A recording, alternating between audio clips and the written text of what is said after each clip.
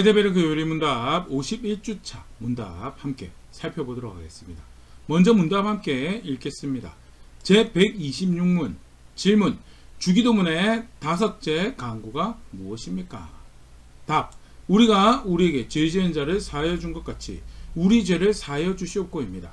그 의미는 다음과 같습니다. 그리스도의 피로 말미암아 우리의 죄와 늘 우리에게 붙어있는 우리의 타락한 성향을 불쌍한 죄인인 우리에게 돌리지 마옵소서. 우리가 우리에게 주어진 당신의 은혜의 증거를 의지하여 우리의 굳은 의지로 마음으로부터 우리 이웃을 용서하는 것처럼 우리에게 돌리지 마옵소서. 주기도문 다섯 번째 강구 우리가 우리에게 죄 지은 자를 사하여 준 것 같이 우리 죄를 사하여 주시옵고에 대해서 성경에서 가르치는 그 의미를 간략하게 요약해서 소개하고 있는 문답인데요. 우리 다섯 번째 강구 함께 생각해 보도록 하겠습니다. 마태복음 6장 12절이요. 다시 한번 보면요. 우리가 우리에게 죄 지은 자를 사하여 준 것 같이 우리 죄를 사하여 주시옵고. 다소 사실 조금 어려운 표현이에요. 자칫 잘못 읽으면 우리가 우리에게 죄 지은 자를 용서한 게 조건부가 돼서 하나님께서 우리를 용서해 주시는 거죠. 그래서 내가 용서를 받기 위해서는 이렇게 누군가를 용서해 줘야 되는 거죠. 근데 마태복음 6장 14절 15절 그 이후에 나오는 말씀인데요. 너희가 사람의 잘못을 용서하면 너희 하늘 아버지께서도 너희 잘못을 용서하시려니와 너희가 사람의 잘못을 용서하지 아니하면 너희 아버지께서도 너희의 잘못을 용서하지 아니하시리라. 사실 이 뒤에 나오는 설명과 곁들여서 또 좀 더 생각을 해보면 더더욱 좀 전에도 이야기했던 것처럼 조건부 용서를 내가 용서를 받기 위해서는 내가 용서하는 어떤 덕을 내가 나에게 잘못한 누군가를 용서하는 어떤 선을 행해서 하나님께 용서받을 수 있겠죠.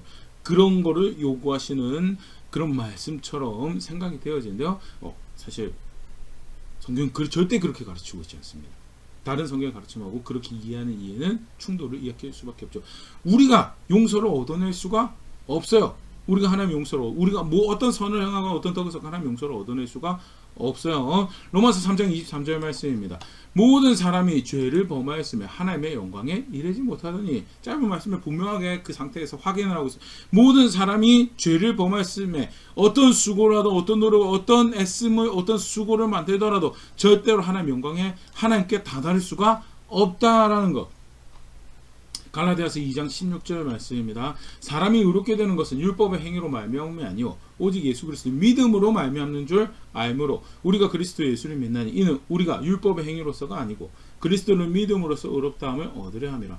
율법의 행위로서는 의롭다함을 얻을 육체가 없느니라. 행위로서 의롭다함을 얻을 육체가 다르게 표현하면 내가 만드는 어떤 선, 내가 어떻게 만들어내는 어떤 덕 그런 거 가지고 내가 용서해주는 몇 가지 용서 가지고 의롭다함을 얻을 수 있는 게 아니다라고.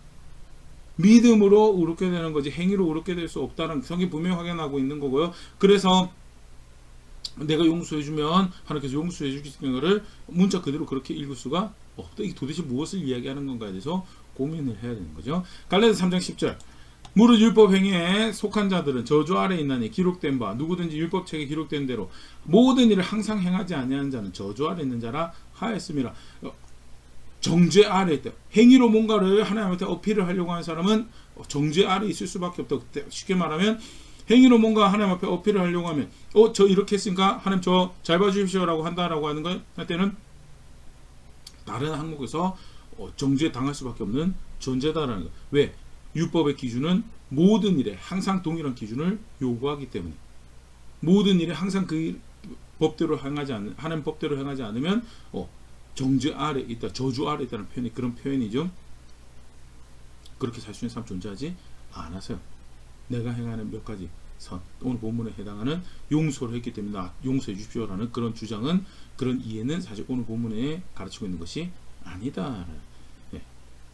조금 더 이 부분 보면요. 그래서 사실 결국 예수님 오셨죠. 예수님 오셨다라는 의미는요. 내가 뭔가를 해서 구원을 얻어낼 수가, 내가 뭔가를 해서 하나님께서 얻어낼 수 있는 게 없다라는 것을 분명히 확인하고 로마서 8장 3절 4절 말씀입니다.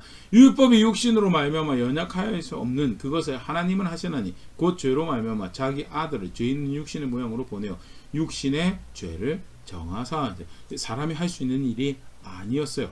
그래서 하나님께서 죄 없는 자신의 아들을 죄 있는 사람의 모습으로 보면서 육신의 죄를 정하는, 깨끗하게 하는 그 일을 하시고, 자저 육신을 따르지 않고 그 영을 따라 행하는 우리에게 율법의 요구가 이루어지게 하려 하심이라. 쉽게 다르게 표현하면 예수님 믿는 자들에게 그 안에서 정결하게 하는, 그 안에서 의롭다 여김 받는 그 놀라운 은혜를 누리게 하게 하시다라는 것을 이 로마서 8장 3절 4절 간단하게 소개를 하고 있고요. 예, 사람이 할 수 없는 일이었다. 그래서 예수님이 오셨다라는 것. 갈라디아서 2장 21절입니다. 내가 하나님의 은혜를 패하지 않으니 만일 의롭게 되는 것이 율법으로 말미암으면 그리스도께서 헛되이 죽으셨는데, 하나님께서 뜻을 정하시고 구원을 베푼 유일한 길이라고 예수님 보내주셨는데, 만약에 내가 누군가를 용서를 받을 수 있는 그런 일이었다면, 하나님이 모르시고 하나님 아들, 애꿎은 하나님 아들만 고생을, 진탕고생을 죽은 그런 결과가, 그걸 말하는 게 갈라디아 2장 22절. 그렇기 때문에 절대, 굉장히 강경한 이야기죠. 절대 우리가 뭔가 선을, 덕을, 의를 행해가지고 우리 용서를 해서 용서를 얻어낼 수 있는 그런 게 아니다라는, 그렇게 읽으면 안 되는 본문이다라는 거. 조금 더 이제 문맥 안에서 의미를 생각해 보면요, 사실 이 기도문을 가르칠 때 맨 처음에 하셨던 말씀이 마태복음 6장 9절 말씀입니다. 그러므로 너희는 이렇게 기도하라. 하늘에 계신 우리 아버지여, 이름이 거룩히 여김을 받으시오며. 누구에게 가르치신 거냐면, 이미 예수님을 믿어서 하늘의 하나님을, 그 높고 위대하시고 그 엄미하신 기준으로 인생을 바라보시는 하나님을 감히 나의 아버지라고 부를 수 있는 그 존재들에게 가르치신. 그러기 때문에 그 아버지의 영광과 그의 나라가 이루어지길 사모하고 바라면, 그 뜻이 이루어지길 바라고 매일매일의 삶에서 그를 공급하시는 분으로 신뢰하고 그 안에서 자족하며 걸음들을 걸어가고, 그러면서 말씀하시는 것이 우리 죄를, 죄 지은 자를 용서한 것처럼 우리를 용서해달라는 그런 기도를 하라고 가르치신 거예요. 그러니까 문맥 안에서 이미 예수님을 믿어서 의롭게 된 자들에게 말씀하시는 부분이다라는 거. 동일한 부분에서 하나님 은혜로 거룩해 진 거죠. 에베소 1장 4절 5절. 곧 창세전에 그리스도 안에서 우리를 택하사 우리로 사랑 안에 그 앞에 거룩하고 흠이 없게 하시려고. 그리스도 안에서 택하신 거 하나님이시고요. 그래서 그 앞에 거룩하고 흠이 없게 하시려는 그 작정을 갖추고 그 다음에 구원을 베푸신 분도 하나님이시죠. 그 기쁘신 뜻대로 우리를 예정하사 예수 그리스도로 말미암아 자기 아들들이 되게 하나님이 뜻을 정하시고 하나님께서 베푸신 구원이다라는 거예요. 그렇게 그 높고 위대하신 하나님이 우리 아버지가 되신 거고, 그 문맥에서 이야기하고 있는 거기 때문에 문자 그대로 해석하기보다는 도대체 이것을 무엇을 의미하는가에 대해서 조금 고민할 필요가 있고, 굉장히 유력한 힌트가 사실 마태복음 18장에 소개가 되어지고 있죠. 굉장히 흥미로운 비유가 가르쳐지고 있는데요. 베드로가 예수님께 질문을 합니다. 마태복음 18장 21절인데, 그때 베드로가 나와 이르되 주여, 형제가 나에게 죄를 범하면 몇 번이나 용서하여 주리까? 7번까지 하오리까? 똑같이 죄를 범했어요. 7번이나 내가 잘못했어라고 이야기하면 7번까지 용서하는 거, 사실 굉장히 관대한 모습이죠. 베드로도 이 정도면 정말 용서하고 살았다라고, 착하게 살았다라고 생각하고 이야기를 하는 건데, 22절 예수께서 뭐라고 하시냐? 예수께서 이르시되 너에게 이르노니 7번뿐 아니라 7번에 70번까지라도 490번이죠. 이게 쉽게 말해서 이렇게 용서를 구하면, 동일한 죄에 대해서 동일 잘못에서 용서를 구하면 용서해 주라라고. 70번에 7번이라도 7번에 70번이라도 용서해 주라고 그렇게 말씀하시면서 흥미로운 비유를 말씀하십니다. 구원받은 백성이 살아가야 될 모습에 대해서 확인하는 거죠. 그리고 오늘 본문을 이해할 수 있는 중요한 힌트. 마태복음 18장 23절. 그러므로 천국은 그 종들과 결산하려 하던 어떤 임금과 같으니. 결산할 때 10,000달란트 빚진 자 하나를 데려오며 결산을 합니다. 정의로 결산을 하는데요. 하나님 나라에 대해서 가르치시면서요. 근데 10,000달란트 빚을 졌어요. 예, 어떤 학자들이 그렇게 이야기를 합니다. 개인이 지을 수 있는 빚의 액수가 아니라고. 동시대에 생각했을 때 개인이 지을 수 있는 그만큼 사실은 엄청난 빚을 진 거죠. 이게 쉽게 말해서 본인 능력으로 탕감이 안 되는, 본인 능력으로 갚을 수가 없는 그런 빚을 진 거예요.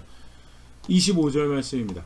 갚을 것이 없는지라 주인이 명하여 그 몸과 아내 또한 자식들과 모든 소유를 다 팔아 갖게 하라 하니. 예, 다 팔아서 몸, 본인도 노예로, 아내도 노예로, 자식도 노예로 모든 소유 다 팔고 그렇게 해가지고 갚아라라고 명령을 하는데, 26절 그 종이 엎드려 절하여 이르되 나에게 참으소서 다 갚으리이다 하거늘 긍휼을 구하죠. 자비를 베풀어 달라고 내가 기회를 달라고. 27절 그 종의 부인이 불쌍히 여겨 놓아 보내며 그 빚을 탕감하여 주었더라 하면서 불쌍히 긍휼히 여기시고 그 주인이 그래서 아예 그 빚을 탕감하여 줍니다. 그건 개인이 갚을 수가 없는 액수의 돈이에요. 그럼에도 불구하고 그것을 탕감을 해줘. 그러니까 그만큼 사실 손해를 입은 그럼에도 불구하고 용서를 해줍니다. 풀어주죠. 무슨 일이 발생을 하는가. 28절 그 종이 나가서 자기에게 100데나리온 빚진 동료 한 사람을 만나 붙들어 목을 잡고 이르되 빚을 갚으라 하며 100데나리온 작지 않은 액수긴 합니다. 그럼에도 불구하고 만 달란트에 비하면 터무니없는 작은 비교조차도 되지 않는 작은 액수예요. 근데 탕감받고 나가면서 자기에게 100데나리온 빚진 동료를 붙들고 잡아서 빚을 갚으라 하고 29절 그 동료가 엎드려 간구하여 이르되 나에게 참아줘서 갚으리다. 내가 조금만 기다려줘 내가 갚을게 라고 이야기를 하는데 30절 허락하지 않으려고 이에 가서 그 빚을 갚도록 옥에 가두고는 이러면서 자기가 만 달란트 용서받은 거에 대해서 만 달란트 탕감받은 거에 대해서는 오간데 없어져 버리고 100데나리온 빚진 거에 대해서 그거 갚으라고 그 친구 긍휼히 여겨달라고 자비를 베풀어줘. 그런데 빚을 갚도 옥에 넣어버리는 그런 일이 발생을 하죠. 주인이 이 사실을 듣은 마태복음 18장 32절 이에 주인이 그를 불러다가 말하되 악한 종아 네가 빌기에 내가 너의 빚을 전부 탕감하여 주었거늘 내가 너를 불쌍히 여긴 같이 너도 너의 동료를 불쌍히 여김이 마땅하지 아니하냐. 이게 제일 중요한 메시지죠. 내가 너를 불쌍히 여긴 것처럼 너도 너의 동료를 불쌍히 여긴 같이 네가 불쌍히 여김 받는 것이 필요한 존재인 거 너 알고 있지 않고 너 실제로 그렇게 불쌍히 여김 받아서 탕감받은 그 은혜를 알고 있지 않느냐. 왜 근데 너는 그 너의 동료를 불쌍히 여기지 아니하느냐 라면서 34절 주인이 노하여 그 빚을 다 갚도록 저를 옥졸들에게 넘기니라. 그러면서 이 비유가 의미하는 바가 뭐냐. 너희가 각각 마음으로부터 형제를 용서하지 않으면 나의 하늘 아버지께서 너희에게 이와 같이 하시리라. 하나님께서 하나님 아들을 보내주셔서 빚을 탕감해 주셨습니다. 놀라운 구원의 은혜를 스스로가 해결 안 되는 그 빚을 탕감하시는 그런 은혜를 베푸셨죠. 근데 그를 믿는다라고 하면서 동일하게 은혜가 필요한 용서 은혜가 필요한 형제들에게 강팍해요. 완고해요. 그러면 그거는 본인이 은혜가 필요한 사람이다라는 사실을 부인하는 거고 그래서 그거는 믿는 게 아닌 거예요. 용서받을 수 믿는데도 불구하고 용서 안 하면 용서를 받지 못한다. 그게 아니고요. 믿는데 예수님 믿는다라고 한다면 본인이 얼마나 형편없는 죄인이고 외부의 도움이 절실하게 필요한 존재인지 알기 때문에 그 긍휼히 여김 받았던 마음에 감사해서 다른 존재들을 긍휼히 여길 수 있는 그런 자세를 가지고 있는 것이 마땅한 바다라는 것을 말씀하시면서 그런 자세를 가지고 있지 않다라고 한다면 그거는 믿는 게 아니다라는 스스로가 얼마나 간절한 절박한 절실한 죄인이었는지 그 놀라운 은혜를 입었는지를 헤아리지 못하고 있는 모습이다라는 거예요. 그래서 오늘 주기도문에서 가르치시는 죄 지은 자를 용서한 것처럼 나를 용서해 달라고 구하는 건요. 자기가 스스로가 얼마나 놀라운 은혜를 입은 자인 거에 대해서 기억하고 살아라는 거죠. 그게 얼마나 감사한 일인 건지 기억하고 그것을 되뇌고 살아서 사실 그럴 만한 사건이기도 하고 그래서 동일하게 자비가 필요한 사람에게 동일하게 긍휼히 여김 필요한 사람에게 긍휼히 여김 자비를 베푸는 그런 일을 하라라는 것을 그걸 바라고 살기 때문에 간구가 어떻게 나오느냐 기도가 어떻게 나오느냐 내가 나에게 죄 지은 자를 긍휼히 여긴 것처럼 내가 그렇게 신앙을 가지고 있습니다. 내가 얼마나 용서가 필요한 죄인지 압니다. 나를 긍휼히 여기주세요라는 그런 간구가 나오게 된다는 것. 간단하게 세 가지로 오늘 간구의 의미를 다시 한번 정리를 해볼 수가 있을 것 같은데 먼저는요. 용서받은 죄인임을 기억하다는 거예요. 바울의 놀라운 고백이 있죠. 디모데전서 1장 15절 말씀입니다. 미쁘다 모든 사람이 받을 만한 이 말이여 그리스도 예수께서 죄인을 구원하시려고 세상에 임하셨다 하였도다. 죄인 중에 내가 괴순이라. 내가 죄인 중에 으뜸되는 죄인이다라는 죄인을 구원하시려고 예수께서 이 땅에 오셨다라는 거. 근데 내가 그 은혜가 가장 절실하게 필요한데 근데 사실은 이 말을 언제 하고 있느냐면 디모데전서 1차 전도여행, 2차 전도여행, 3차 전도여행 마치고 예루살렘 여정 후에 로마까지 가고 나서 그 훈련한 이후에 쓰여진 편지라고 알려진 것이 디모데전서입니다. 쉽게 말해서 주를 위한 헌신을 이어가고 얼마나 밖에도 어려움도 고난도 많이 당하고 수고도 많이 하고 그래서 나름 그 지중해 일대의 기독교 세계에서는 바울이 존중도 받고 있는, 어느 정도 존중도 받고 있는 그런 상황이었죠. 그럼에도 불구하고 바울의 고백은 뭐예요? 내가 죄인 중에 괴수다. 내가 이런 업적을 만들고 이런 수고를 하고 그래서 이 정도는 내가 좀 존중받으면 이거 내가 좋은 신앙의 모델이 될 수 있고, 그래도 바울이 뭐라고 하냐면 죄인 중에 내가 괴수다라고. 근데 이게 사실은 어떤 은혜를, 예수 그리스도 안에서 내가 의로움을 덧입었다라고 하는 사람이 끝까지 견지해야 될 신앙의 모습이고, 도대체 어떤 은혜가 나에게 미쳐졌는지를 정직하게 본 사람이 할 수밖에 없는 신앙의 고백이다라는 거죠. 내가 죄인 중에 그토록 놀라운 수고를 했지만 사실은 나는 용서하시는 은혜가 없으면 아무것도 아닌 그런 존재입니다. 그 은혜가 아니었으면 나는 오히려 그 진노의 대상이 되고 그 하나님 앞에서 어떤 자격도 없는 것들 또 곱씹으며 살아갈 수밖에 없는 존재입니다라고 이야기하는 것, 그게 사실은 받은 은혜가 어떤 것을 정직하게 헤아리고 스스로가 어떤 존재이면서 정직하게 헤아린 모습이고, 죽는 날까지도 사실은 꼭 우리가 가지고 있어야 될 신앙이, 그래서 주기도문에도 사실은 예수님께서 이게 자세다라고 확인하고 있는 정황을 볼 수가 있고요. 아울러서 바울의 특별한 고백이 아니죠. 처음부터 하나님께서 원하셨던 하나님 백성의 모습입니다. 출애굽기 23장 9절 말씀입니다. 너는 이방 나그네를 압제하지 말라. 너희가 애굽 땅에서 나그네 되었었으니 나그네 사정을 아느니라. 이방 나그네, 고아, 과부, 정말 절실하게 외국의 도움이 필요한 자들 긍휼히 여기라라고. 왜? 너희가 그런 자리에 있었지 않느냐라고. 그래서 명령으로 주십니다.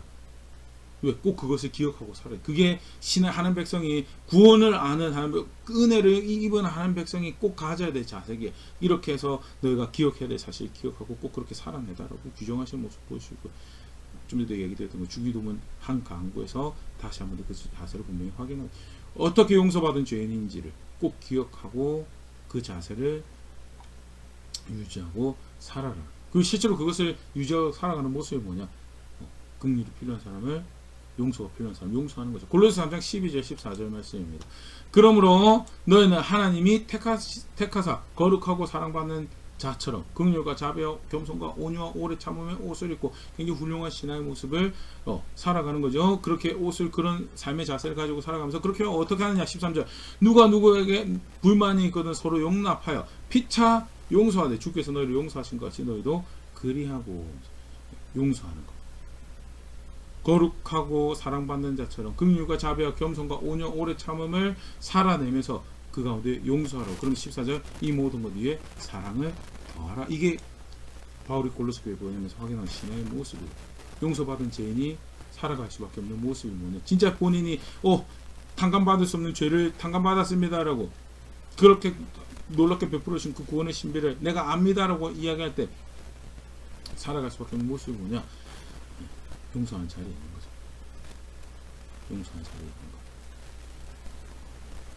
또 조금 다른 모습으로 이것을 하나 더 보일 수 있는 게 결국 그게 뭐냐. 하나님 존중하고 하나님 가까이하고 하나님과 동행하는 거다라는. 미가서 6장 8절 말씀입니다. 사람아 주께서 선한 것이 무엇임을 너에게 보이셨나니 여호와께서 너에게 구하시는 것은 오직 정의를 행하며 인자를 사랑하며 겸손하게 너의 하나님과 함께 행하는 것이 아니냐. 한편에는 정의를 행하는 게 갑니다. 또 다른 한편에는 뭐가 같냐. 인자를 사람을 사랑하는 것. 그게 하나님과 겸손하게 함께 행하는 중요한 한 모습이죠. 실제로 한 법에 따라서 그렇게 살아간다라고 하는, 타협하라는 말씀이 아닙니다. 절대 타협하라는, 누가 잘못을 했어요. 똑같은 성경에서 그렇게 가르치고 있죠. 죄를 지었습니다. 죄를 지어서 회개하는 게 필요한 사람인데 가가지고 그 회개해야 될 상황을 회개를 못하도록 유야무야 희석하고 타협하라는 그런 용서를 제공하라는 얘기가 절대 아니에요. 오히려 동기나 마태복음 18장 바로 그 앞에는 잘못한 형제가 있으면 가서 잘못했다고 이야기해 주라고.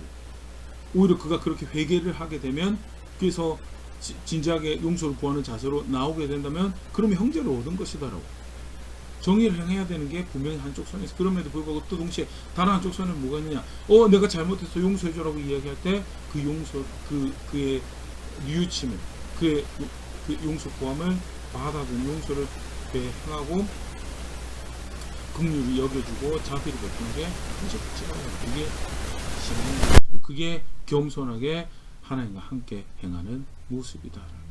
그걸 다시 한 번 더 기도 강구에서 확인하고 있는 게 주기도문 5번째 강구고요. 간단하게 5번째 강구로 확인하고 계시는 신앙의 모습. 조건부 용서를 이야기하는 게 절대 아니다. 오히려 용서받은 죄인이 예수님 믿는다라는 게 사실은 모두가 용서받은 죄인이라는 얘기죠. 네, 예수님 믿는다라는 게 어떻게 고백되어야 되는 가 스스로가 용서받은 죄인임을 알기에 용서가 필요한 사람들에게 용서를 절대 싸구려 용서를 제공하는 게 아닙니다. 두 개가 밸런스가 맞아야죠.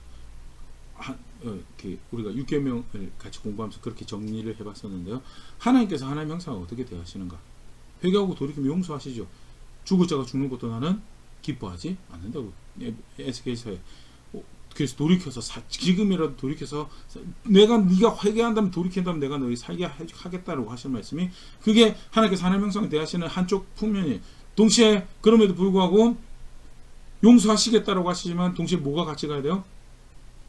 회개가 같이 가야 돼요. 그래서 잘못한 사람에게 가서 이게 내가 용서를 해줘야 될 것인지 아니면 그가 회개할 기회를 가지도록 해야 되는 건지는 정말 분별을 잘해야 되죠. 아까도 얘기 드렸던 건 뒤섞여 가지고 이게 대충 그렇게 해도 괜찮은 거야 라고 하는 잘못된 메시지가 서로에게 주고받아진다면요, 그거는 스스로가 분별을 못했다라는 걸 확인하는 정황밖에 되지 않고요.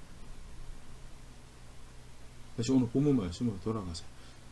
용서받은 죄인인 걸 안다면 용서를 구하는 자들, 잘못했다고 하는 자들에게 용서를 베푸는 것이, 그가 아까 베드로가 얘기했다. 몇 번까지 해야 됩니까? 7번 하면 많이 한 거 아닙니까? 7번에 70번이라도 용서해 주라. 그게 본인이 어떤 용서를 받은 아는 그 은혜를 아는 자가 살아가는 모습이고, 그걸 기억하는 자세이기 때문에 용서하는 삶을 살아가고, 그 가운데 동시에 여전히 하나님 앞에 자격 없는 자인 것을 알게 그의 용서를 구하는 그런 기도를 하는 것, 이게 5째 강구가 담아내고 있는 신앙의 이해죠.